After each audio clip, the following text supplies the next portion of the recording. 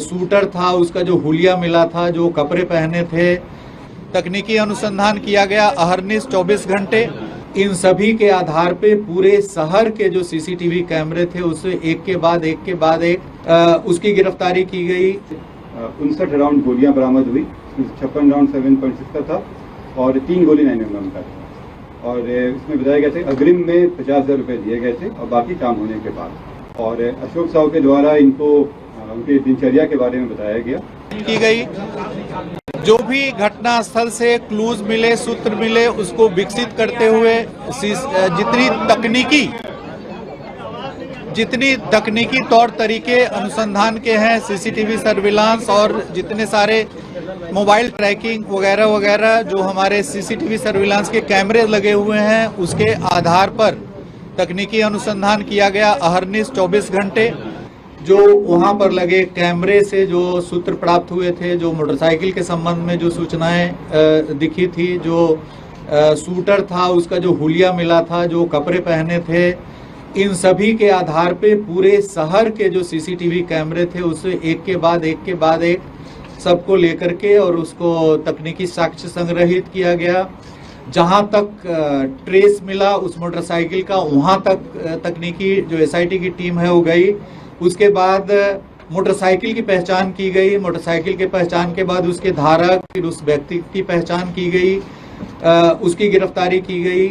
उससे पूछताछ के बाद अन्य आयामों को इस पे उद्घाटित किया गया है। इस संबंध में जो घटनाएं हुई है, ये पूरे इस गोपाल खेमका जी की हत्या के परिप्रेक्ष्य में, इसके संबंध में पटना सीनियर एसपी आपको विस्तार से अभी बताएंगे कि किस प्रकार से इन्होंने किया है। और इसके बाद यदि कोई सवालात होंगे तो यहाँ पर एडीजी ऑपरेशन कुंदन कृष्णन जी, range IG Patna Jitendra Adana जी और पूरी पटना की टीम और एसटीएफ की टीम है। जो भी आपके प्रश्न होंगे उसका हम लोग उत्तर देने का प्रयास करेंगे। तो इस संबंध में जो बारीकी से अनुसंधान की जो बारीकी जो प्रक्रिया है उसके संबंध में पटना सीनियर एसपी आपको ब्रीफ करेंगे। जब अनुसंधान शुरू किया गया तो जहां पे घटना हुई थी उसके बाद सीसीटीवी का अवलोकन किया गया और वैज्ञानिक अनुसंधान प्रारंभ करते हुए जहां पे रिट्रीट हुआ था उस डायरेक्शन में आगे बढ़ा गया। इसी क्रम में बढ़ते बढ़ते हम लोग जहाँ पे जो अभियुक्त था वो जब भागा था उस घर तक पहुंचे। वहाँ पे जब छानबीन की गई तो एक मोटरसाइकिल हम लोग को मिली। मोटरसाइकिल के नंबर से टैंपरिंग करने की कोशिश की गई थी।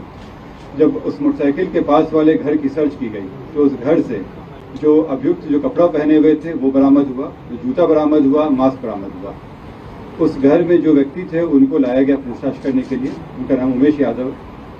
जब उनसे गहन पूछताछ की गई, इसके बारे में गहराई से पूछताछ की गई तो उनके द्वारा इस घटना की संलिप्तता स्वीकार की गई। साथ ही में उनके द्वारा बताया गया कि इस घटना में जो उनके द्वारा इस्तेमाल किया गया हथियार था वो घर में छिपा के रखे हैं।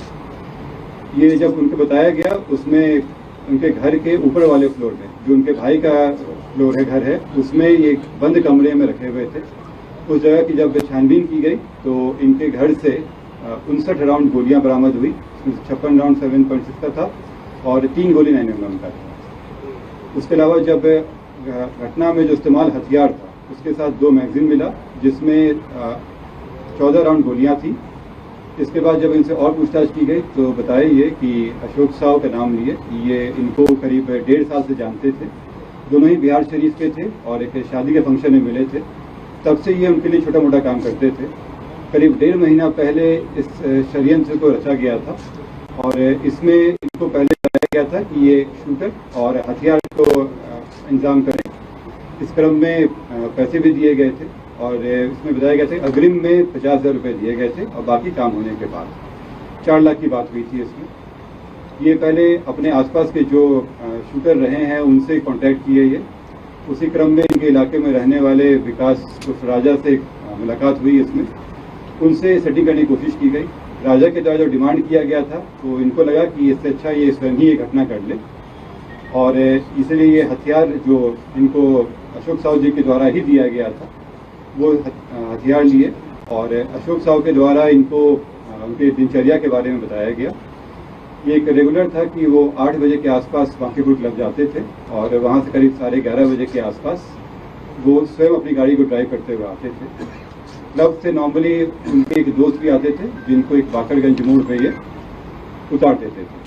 इसी की रेकी करते हुए वो उस दिन घटना के दिन भी वो बाकरगंज मोड़ पे पहुंचा और जब इनकी गाड़ी आई तो ये वहां से चल के ये अपार्टमेंट के पास आ गया और इनका इंतजार करने लगा। उसके 10 मिनट के बाद इनकी गाड़ी आई। गाड़ी पहले से ही देखा हुआ था, नंबर भी से पता था। जैसी गाड़ी आई ये उसने फायर किया और चला गया। अगले दिन जैसे पहले से तय था इन लोग के द्वारा, ये लोग जेपी गंगा पथ पर मिले, ये और अशोक साहब मालसामी थाना क्षेत्र में। वहाँ पे बची हुई 3.5 लाख रुपए इनके द्वारा दी गई।